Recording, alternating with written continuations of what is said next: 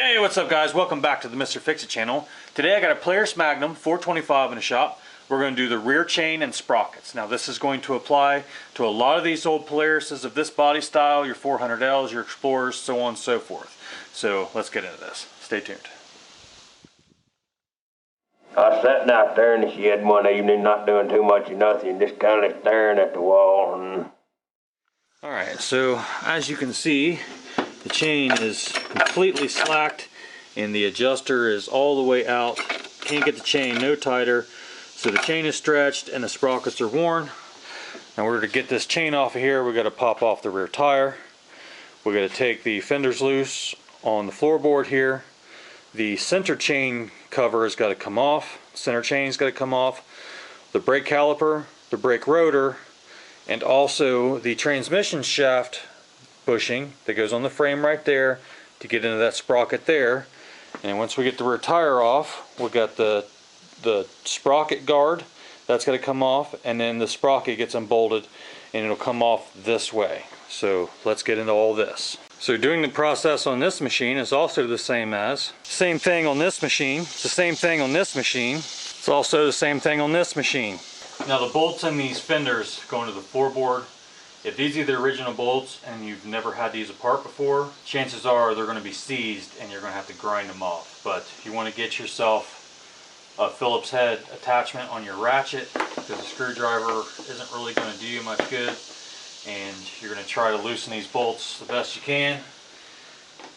In my experience, they usually just strip the Phillips head out. Sometimes you can get lucky and they come right out. So be aware of that.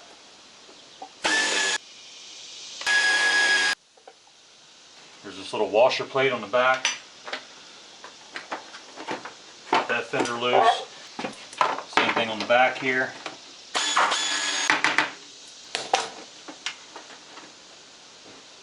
To get this chain cover off, you got a 1/2 inch bolt here, and you got a 3/8 bolt right there, which this one's missing. There's also going to be one up underneath right there, another 3/8 to get this chain cover off. These bolts have already been removed, so I'm just going to pull this out.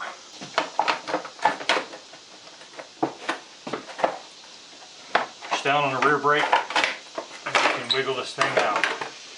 Okay, instead of undoing the master link to this chain, just pull this 1/2 inch bolt out right here, and that'll take the chain off. Just slip the sprocket off the splines.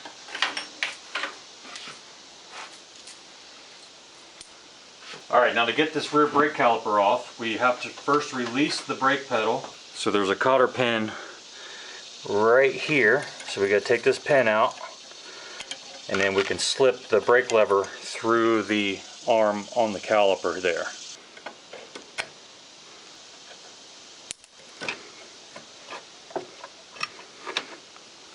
Okay, after you get that out, you got 2 1/2 inch bolts on the caliper here and on the bottom down there.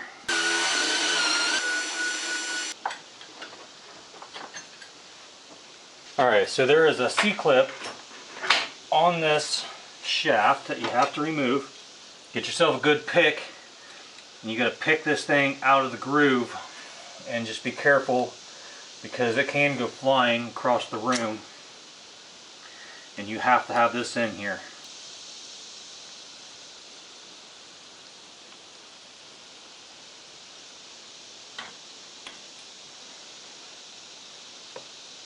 Once you get that clip out, then you can pull the brake rotor off.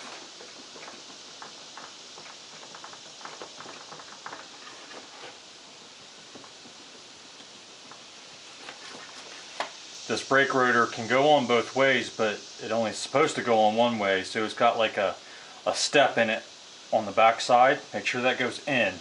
So you can see it's wider on this side than it is this side. This is the inside.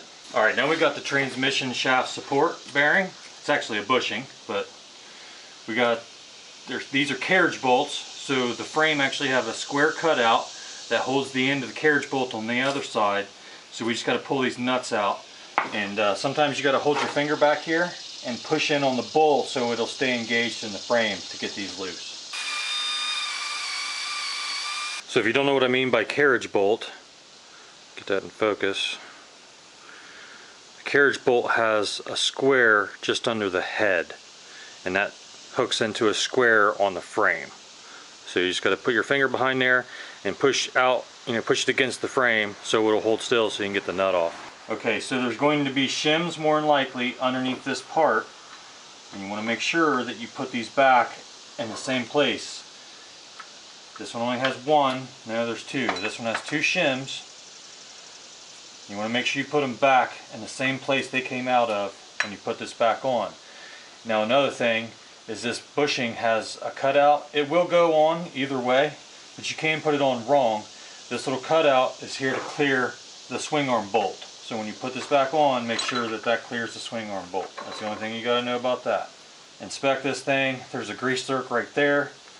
It'll be on the inside, so you would grease it. I usually come in from behind back here and grease it there when I grease the swing arm bushings. But this supports the transmission shaft. This is a very important piece here. So collect the shims, set this aside. Alright, next the rear wheel comes off. Okay, now we got to take this hub off. I like to use a little pry bar shaped like that. Get this little boot.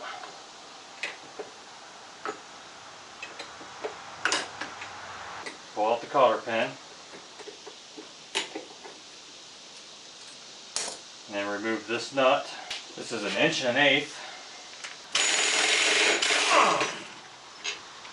Collect all these washers. The big washer goes on the outside. Alright, now we got to take the sprocket guard off. These are 9/16 nuts, 9/16 bolts. So hold the bolt with the wrench on the back side. Take the nuts off. There's a little spacer, so make sure you collect those.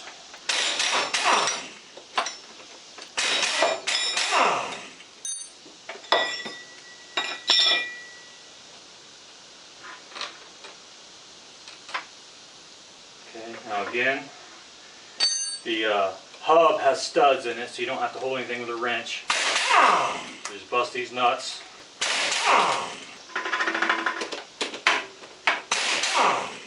We also got to take off the chain guide. So that's a 1/2 inch wrench and a 1/2 inch socket. Alright, now go ahead and find your master link. Pop that off.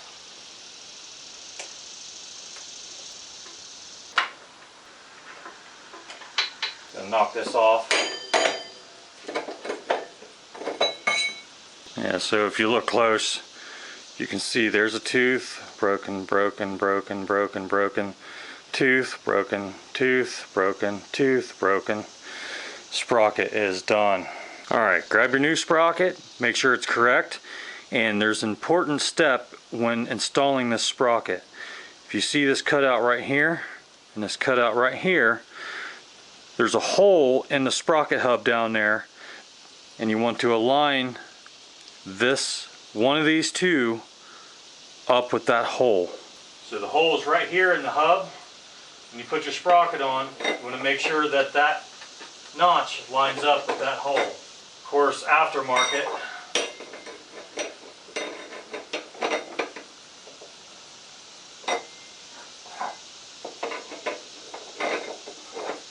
and the aftermarket didn't get this right. So this is one thing you're going to have to pay attention to, because this is how you tighten the chain, is with that hole there. So this might be a little bit of a problem, because that hole is not centered because of aftermarket sprocket. So I'm just matching this up to the old sprocket. And I don't know if you can tell, but these notches don't line up with each other.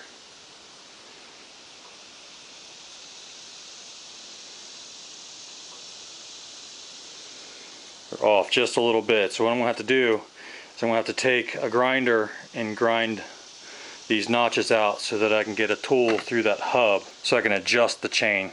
See if they'll line up now.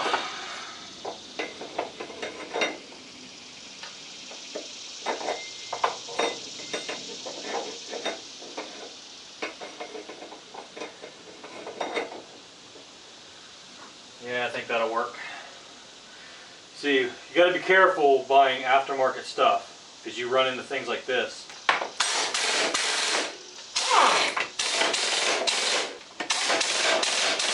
Alright, if you can see that or not, that's the hole I'm talking about right there.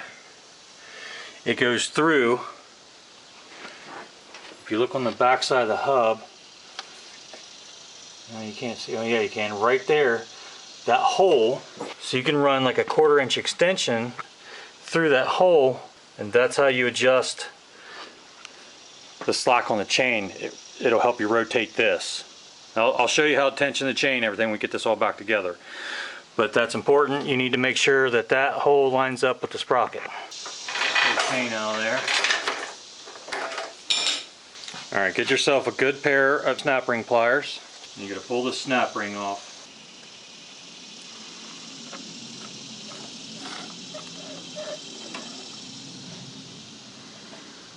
And you should be able to reach in here and just pull this sprocket right out. There's that guy. Yeah, it is definitely worn. Alright, so get your new sprocket. It's a 12 tooth. You want to make sure that this raised section goes in towards the transmission.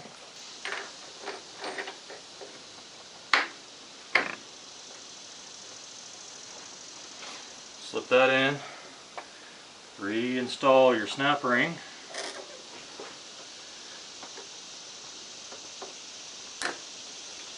Alright, before we wrap that chain on the sprockets, we got to get the chain adjustment to its loosest position. So these bolts, these pinch bolts here, they're 5/8, they gotta come loose, and then we're gonna run, I like to use a 1/4 inch extension, or a Phillips screwdriver will work too, and I'll run it through that hole. It'll go through the axle carrier, and I'll be able to rotate the axle carrier. You see I got my extension inserted into the axle carrier.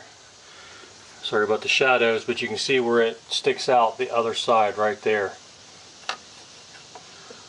So don't go into a false hole, make sure it goes all the way through. Alright, now with those pinch bolts loose, we should be able to just turn the tire. It's going to turn that whole axle carrier around. So we're just going to keep turning it until it stops.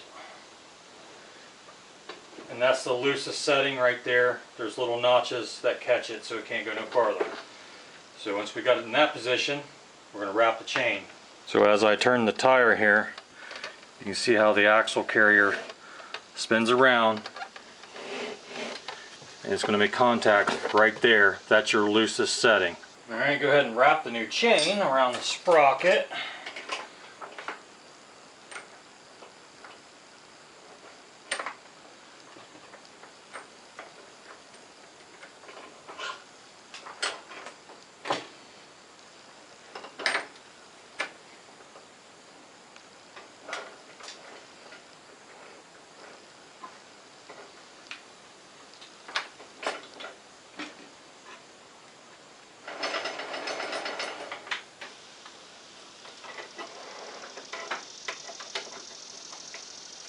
I'm sure you guys know, but always make sure the open end of the clip faces away from the rotation. So the closed end is going to go with the rotation. Otherwise the clip will get pulled off, and well, we don't want that. I'm going to go ahead and stick the chain guide back on.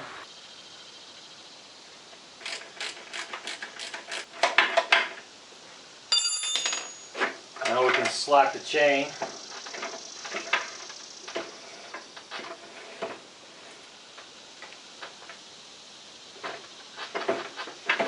Now the manual will tell you you need to completely compress this suspension to properly slack this chain, but I found if I just stick 3 fingers in there,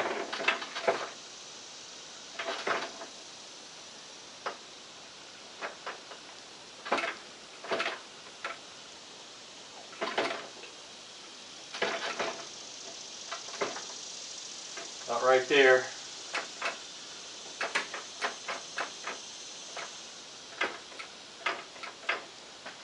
that's usually pretty close to where it needs to be. A little bit looser is better than a little bit tighter, because as the suspension collapses, the chain will get tighter, and if the chain's too tight, it'll pull on the swing arm pivots and the transmission and everything, and that can break stuff. So a little bit looser is better than a little bit tighter. I like that.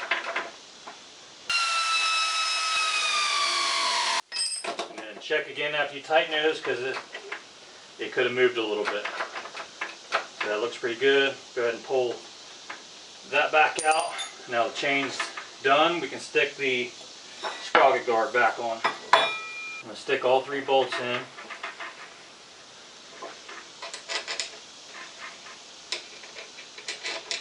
And then put the spacers on.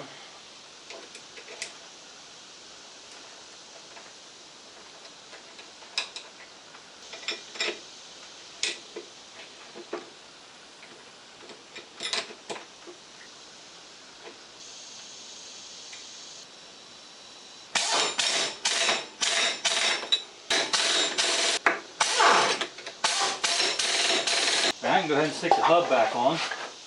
I just like to look at the other side and kind of line these up so they're both about the same. The small washer, then the big washer, then the nut. Get it to where it's tight and then turn it so that you can get your cotter pin through. There's 2 different holes here, so it'll help you when you go to line that up.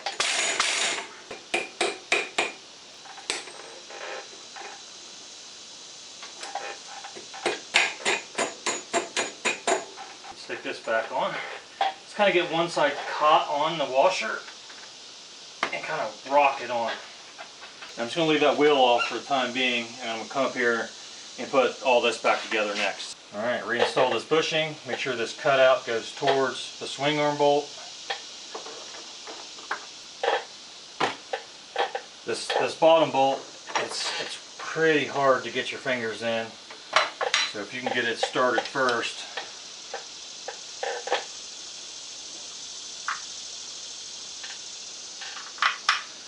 Like that. And then just kind of hold it when you put this on. Get your nut started. That way it can't fall back out.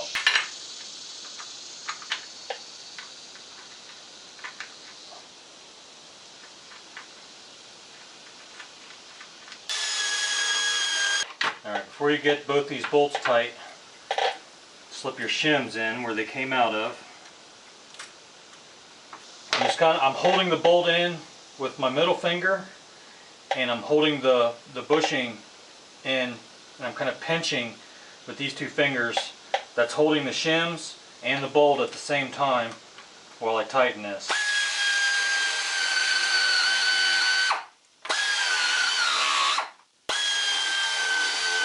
Okay, now we can stick our brake rotor on. Tall side goes on first. Slip our caliper back in.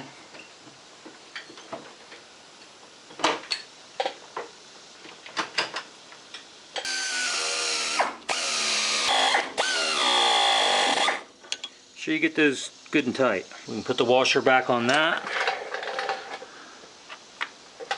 Wherever that went, there it is. Put the washer back on that, and I'm going to go get a new cotter pin to put in there.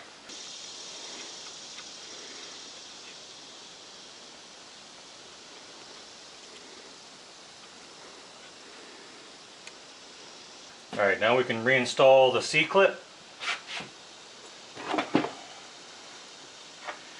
You can usually just push it on with your fingers.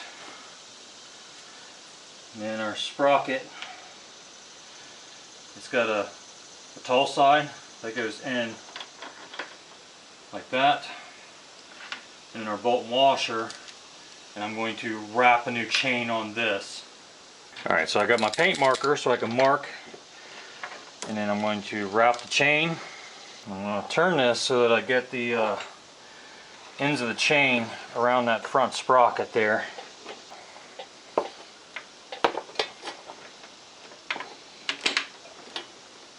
Alright, I'm going to have to make a chain adjustment, but I'll go ahead and mark this link. That's the one I'm going to remove right there. And then I'll pull this chain off and break that chain apart, and we'll install this.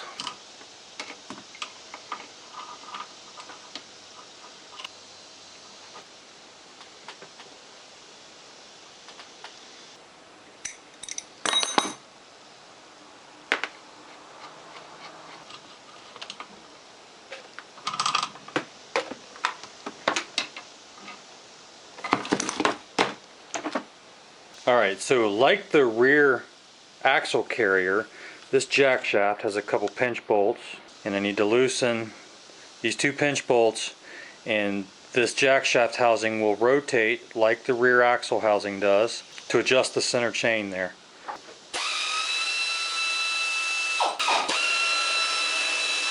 Now when this chain's installed, you can do the same thing like on the rear axle.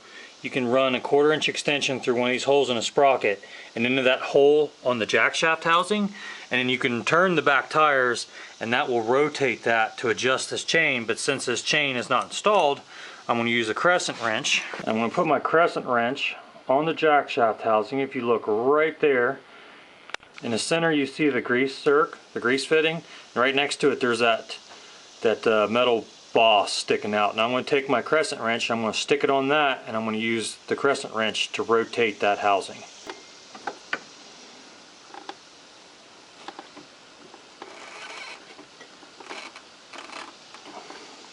Now that's going to do two things.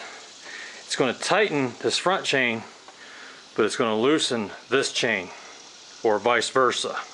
So I just needed to loosen this chain just a little bit so I can get it wrapped on, and hopefully that was enough. I won't have to adjust the front.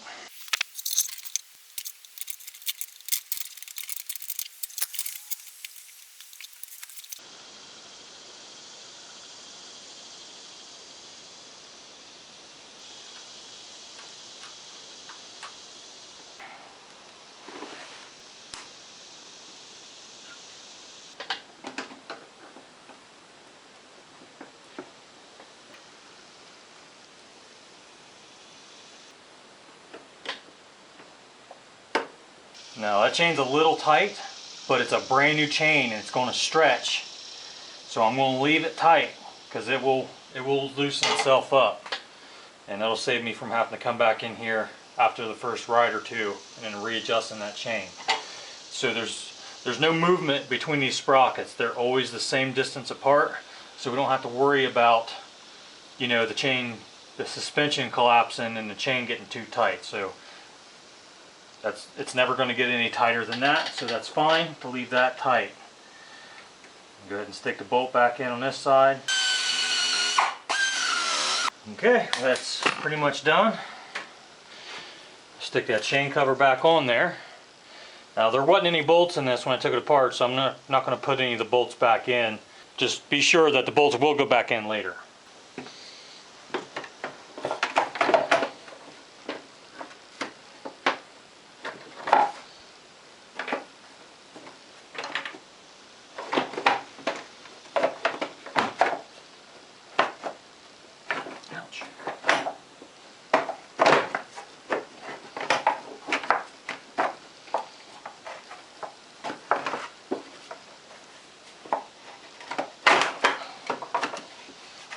I think it'll be a little tricky to get back in there. You definitely have to push that brake lever down. Okay, so now the only thing left to do is button up the bottom of the fenders, and that's pretty much it. Yeah, don't forget to tighten up the jack shaft.